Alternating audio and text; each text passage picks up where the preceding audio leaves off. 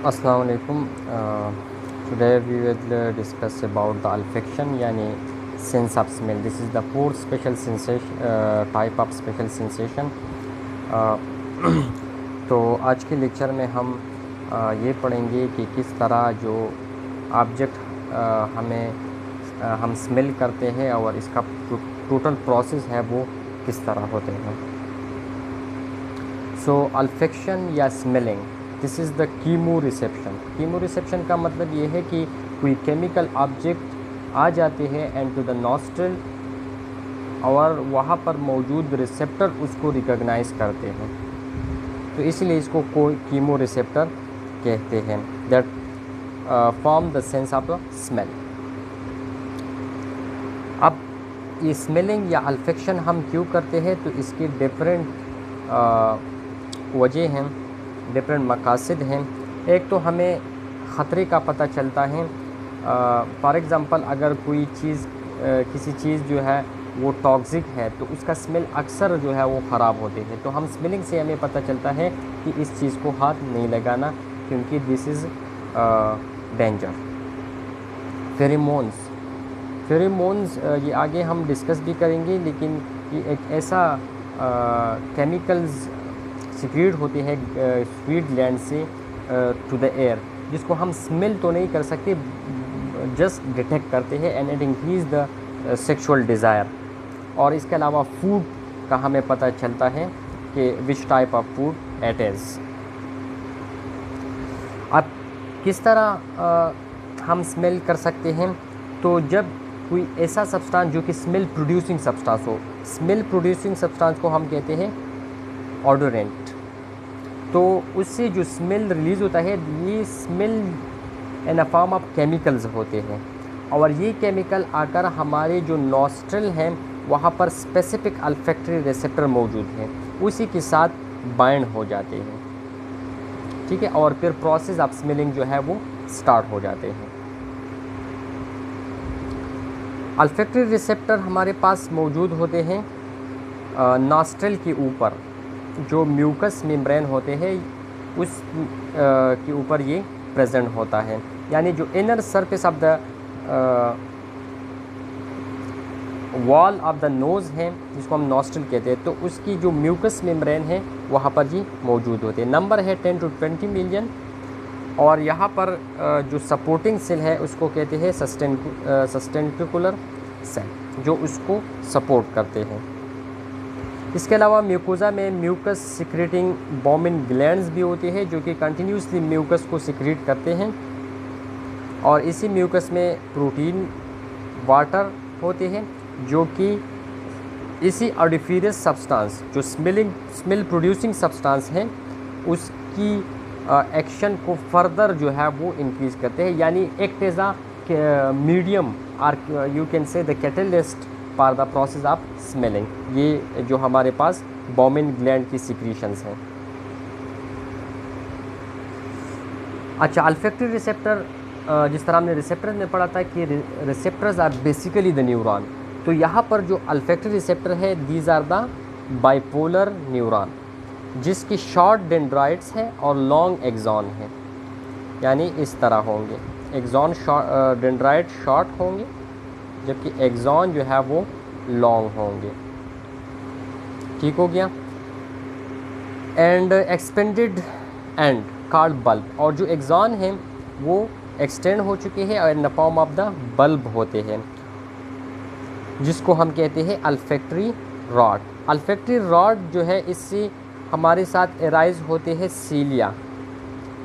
Each अल्फैक्टरी rod से 10 to 12 सीलिया जो है वो निकलती है, इस तरह ये सीलिया जो है वो उससे निकलते हैं। Cilia are the non motile, usually हमारे पास जो सीलिया होता है वो मोमेंट में हेल्प करते हैं, लेकिन यहाँ पर जो सीलिया है that is the non motile and non myelinated. Length जो है उसके 2 माइक्रोमीटर है और डायमीटर 0.1 माइक्रोमीटर है, and these are the projected toward the surface of the olfactory mucous membrane, उस पर ये प्रोजेक्टेड है। आगे डायग्राम में आप लोग देख लेंगे, यहाँ पर देख लें कि हमारे पास अल्फैक्टरी रिसेप्टर भी आप लोगों को नज़र आ रहे हैं, ठीक है, और साथ ही जो डेंड्राइट्स है उससे जो सीलिया नज़र आते हैं, these are the non motile and non myelinated, जो कि म्यूकस मेम्ब्रेन के ऊपर सस्पेंडेड है।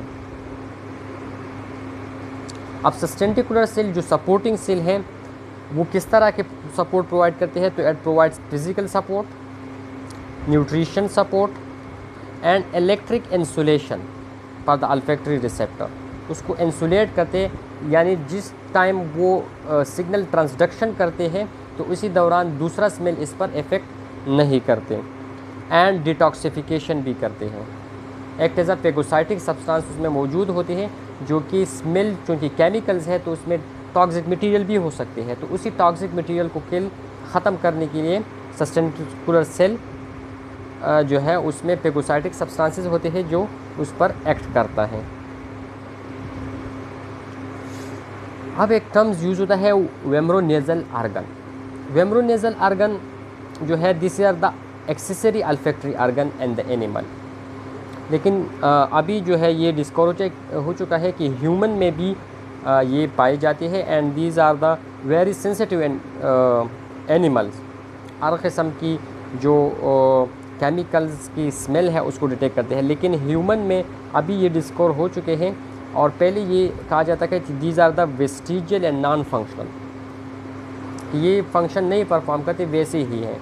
लेकिन अभी जो रिसर्चेस आए हैं उसमें ये है शो किया गया है कि हमारे पास जो वेम्ब्रोनेज़ल आर्गन है ये नेज़ल सेप्टम की एंटीरियर पार्ट पे प्रेजेंट होता है। वहाँ पर एक पिट होता है और इस पिट के अंदर हमारे पास ये वेम्ब्रोनेज़ल आर्गन मौजूद होते हैं। यहाँ पर आप लोग ये सेप्टम है, ठीक है, और इस सेप्टम की यहाँ पर जो एक पिट होते हैं इस तरह, उस पिट में ये वेम्ब्रोनेज़ल आर्गन प्रेजेंट होते हैं।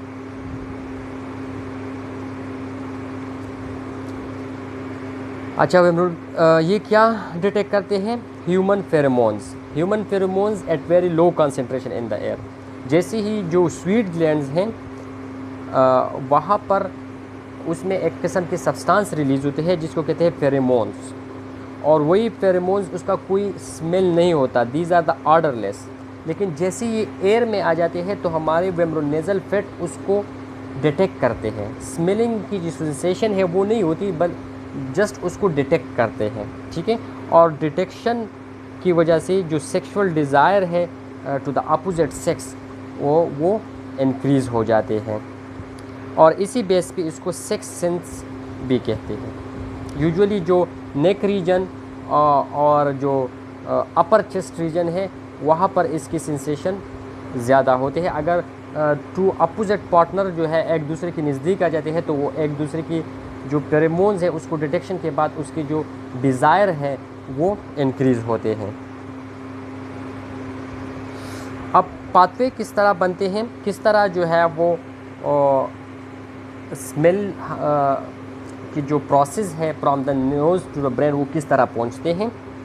तो हमने रिसेप्टर की बात की कि receptor are the bipolar neuron, जिसकी डेंड्राइट जो है उसमें सीलिया है, और वो सीलिया म्यूकस मेम्ब्रेन के साथ अटैच है।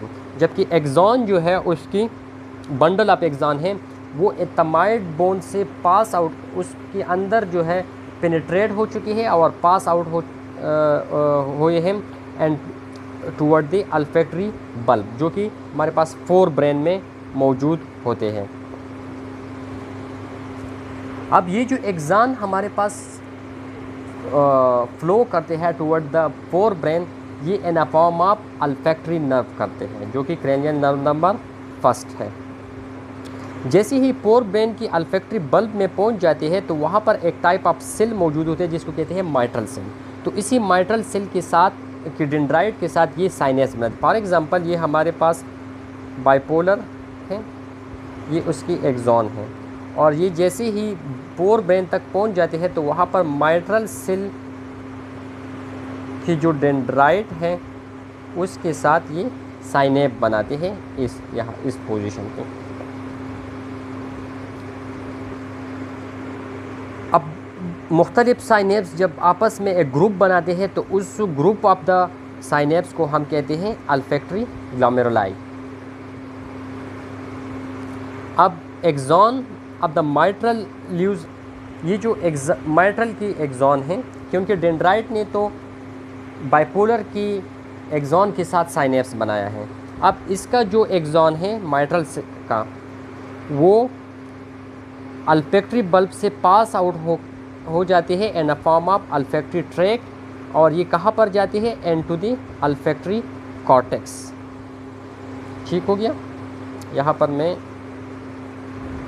ड्रॉ, सॉरी,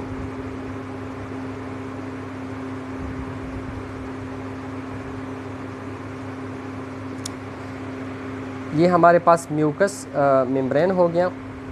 ठीक है, यहाँ से डेंड्राइट है, ये सेल बॉडी हो गया, ये एक्सॉन हो गया, डेंड्राइट और ये हो गया एक्सॉन। ये हमारे पास बाइपोलर के हैं। ये कहाँ पर जाते हैं, into the mitral cell.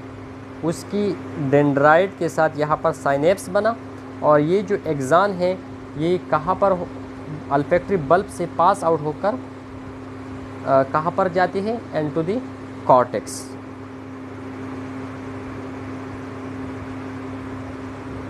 अल्फैक्टरी cortex तक ये जो है वो पहुँच जाते हैं। अब यहाँ से आगे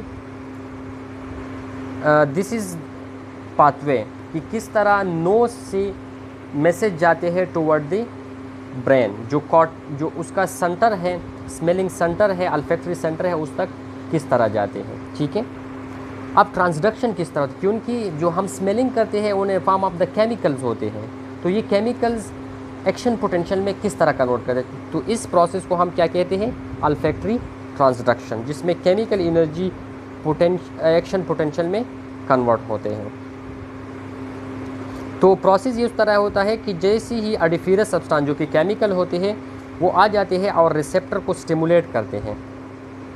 रिसेप्टर को कब स्टिमुलेट करेगा, जो वहाँ पर फ्लूइड मौजूद है, जो कि हमारे पास बोमिन ग्लैंड्स की जो सिक्रीशन है फ्लूइड्स, उसके साथ ये मिक्स हो जाए, उसमें डिज़ाल्व हो जाए, तो तब ये जो स्टिमुलेशन ऑफ द रिसेप्टर है वो करेंगे। जैसे ही वो डिज़ाल्व हो जाते हैं तो ये प्रोटीन रिसेप्टर अब प्रोटीन के साथ मिल जाते हैं सीलिया में, और क्या बनाते हैं, सब्सटेंस रिसेप्टर कम्प्लेक्स। अब ये सब्सटेंस रिसेप्टर कम्प्लेक्स जो है ये हमारे पास सेकंड मैसेंजर सिस्टम को एक्टिवेट करता है। अब सेकंड मैसेंजर सिस्टम क्या है, आगे डायग्रामेटिकली मैं समझा देता हूँ। तो जैसे सेकंड मैसेंजर सिस्टम एक्टिवेट हो जाते हैं तो उसके रिस्पांस में हमारे पास सोडियम और कैल्शियम चैनल ओपन हो जाते हैं, जिनकी इनफ्लक्स होते हैं। अब रेस्टिंग मेम्ब्रेन पोटेंशियल यहाँ पर है -55 मिलीवोल्ट। तो जैसे ही सोडियम और कैल्शियम दोनों पॉजिटिव चार्ज हैं, जब इसकी इनफ्लक्स होती है तो ये -55 जो है वो इंक्रीज़ होता जाएगा, यानी इसकी इलेक्ट्रोनेगेटिविटी कम होंगी और इलेक्ट्रोपॉजिटिविटी ज़्यादा होता जाएगा। ठीक है। अगर ये जो मेम्ब्रेन पोटेंशियल है, अगर ये -35 तक पहुंच गया तो वहाँ पर एक्शन पोटेंशियल प्रोड्यूस होगा। अगर इसके दरमियान रह गया -55 और -35 के दरमियान, तो वहाँ पर रिसेप्टर पोटेंशियल बनेगी जो कि नॉन प्रोपेगेटेड है। लेकिन -35 इज़ द थ्रेशोल्ड, तो इस थ्रेशोल्ड पर क्या होगा, एक्शन पोटेंशियल प्रोड्यूस होगा, और फिर वही एक्शन पोटेंशियल जो पहले हमने पाथवे पढ़ा, उसी पाथवे के थ्रू कहाँ पर जाएंगी, इनटू द अल्फैक्शन कॉर्टेक्स, जो कि उसका सेंटर है, और वहाँ पर इंटरप्रिटेशन होगी और रिस्पांस में जवाब आएगा। This is the second messenger system, जो कि आप लोगों ने पढ़ा भी होगा कि इसमें हमारे पास जीटीपी कन्वर्ट होते हैं। जैसे ही रिसेप्टर स्टिमुलेट होते हैं तो वहाँ पर कन्फर्मेशनल चेंजेस आती है और जीटीपी कन्वर्ट होकर जीडीपी में चले जाते हैं, और साथ ही एडिनाइल साइक्लेज जो है वो एटीपी को साइक्लिक एमपी में कन्वर्ट करते हैं, और यही साइक्लिक एमपी है जो कि सोडियम और कैल्शियम चैनल को ओपन करते हैं। तो this is called second messenger, क्योंकि एक मैसेज ये लेके आया था, ठीक है, और दूसरा मैसेज जो है वो ये लेके गया, तो this is called second messenger system. अब जो सब्सटेंस होगी, केमिकल सब्सटेंस, ऑडिफिरस सब्सटेंस, उसकी कैरेक्टरिस्टिक्स क्या होगी, यानी जो स्मेलिंग हम करते हैं इसकी बेसिक कैरेक्टरिस्टिक क्या होगी। स्मेलिंग हम तब करेंगे जब ऑडिफिरस सब्सटेंस वॉलेटाइल हो और साथ ही हाइड्रोपेलिक हो, क्योंकि जो स्वीट जो बॉमिन ग्लैंड्स की फ्लूइड्स है वो हमारे पास क्या है, एसिडिक इन नेचर है, आयोनाइज है, ठीक है। तो उसके साथ अगर ये डिज़ोल्व होते हैं तो स्मेलिंग प्रोड्यूस होगी और लिपिड इनसॉल्युबिलिटी होगी, नॉन आयोनाइज नहीं होगा। अच्छा, थ्रेशोल्ड जो है वो कंसंट्रेशन इन द एयर से अपोजिट है के साथ इनवर्सली रिलेशन। अगर हमारे पास एयर में जो स्मेलिंग सब्सटेंसेस है वो ज़्यादा है तो उसकी सेंसेशन कम होगी। जिस तरह आप लोग परफ्यूम की दुकान में चले जाते हैं तो वहाँ पर परफ्यूम की जो मालिक्यूल है इन द एयर वो बहुत ज़्यादा होते हैं, तो इनिशियली आप लोगों को वो सेंसेशन बहुत ज़्यादा होते हैं क्योंकि वहाँ पर कोई एडाप्टेशन वगैरह नहीं है। लेकिन थोड़ी देर बाद आप लोगों को कोई स्मेलिंग नहीं, क्योंकि वहाँ पर कंसंट्रेशन इन द एयर बहुत ज़्यादा है। तो इसीलिए concentration is inversely proportional to the olfaction. और एडाप्टेशन किस तरह होगी, फेजिक एंड रैपिड एडाप्टेशन होगी, ठीक है। जल्दी ही जो है रिसेप्टर अपने आप को एडॉप्ट कर लेते हैं within 1 second. Adaptation up to the 50% will आकर 1 सेकंड में 50% एडाप्टेशन आ जाते हैं, लेकिन कंप्लीट एडाप्टेशन जो है वो 1 मिनट तकरीबन वो लेता है। कुछ एबनॉर्मलिटीज़ है related to the olfaction like insomnia. Insomnia में क्या होता है, total loss of the smell sensation, जिसमें हम कोई स्मेलिंग नहीं कर सकते और ना ही स्मेल को डिफ्रेंशिएट कर सकते हैं। टेम्पररी भी हो सकती है और परमानेंट भी हो सकती है। टेम्पररी यूजुअली नोज़ के ऑब्स्ट्रक्शन की वजह से मुख्तलिफ disease like common cold, sinusitis या एलर्जिक राइनाइटिस, इस तरह की जो कंडीशन है उसमें टेम्पररी इंसोमिया होता है और जैसे वो ट्रीट हो जाते हैं तो नॉर्मल स्मेलिंग की जो अल्फेक्शन प्रोसेस है वो रिस्टोर हो जाती है। लेकिन परमानेंट जो है वो न्यूरोलॉजिकल डिजीज़ जो होते हैं, स्पेशली जो डीजेनरेटिव डिजीज़ है जिसमें न्यूरॉन की डीजेनरेशन होती है, उसमें परमानेंट लॉस होते हैं like meningitis, Parkinson disease, Alzheimer disease. These are the degenerative neurological disease जिसमें permanent loss of the smell होते हैं। हाइपोसोमिया, जिस तरह नाम से ज़ाहिर है कि इसमें जो स्मेल की सेंसेशन एंड डिटेक्शन है उसकी एबिलिटी कम हो जाती है, हाइपो में चले जाते हैं। तो इस कंडीशन में अगर जो कंसंट्रेशन ऑफ द सब्सटेंस अगर वो ज़्यादा है तो हमें सेंसेशन होगी, अगर उसका सेंसेशन कंसंट्रेशन कम है तो सेंसेशन एंड डिटेक्शन जो है वो नहीं होगी। और हाइपरोसोमिया जो है इसमें अपोजिट है कि इसमें सेंसेशन का जो लेवल है वो ज़्यादा हो जाता है, जो एबिलिटी ऑफ द सेंसेशन है वो ज़्यादा हो जाती है और ये यूजुअली होते हैं न्यूरोलॉजिकल डिसऑर्डर में। So this was the about today lecture and it was very easy lecture. If any question then let me know. Thank you.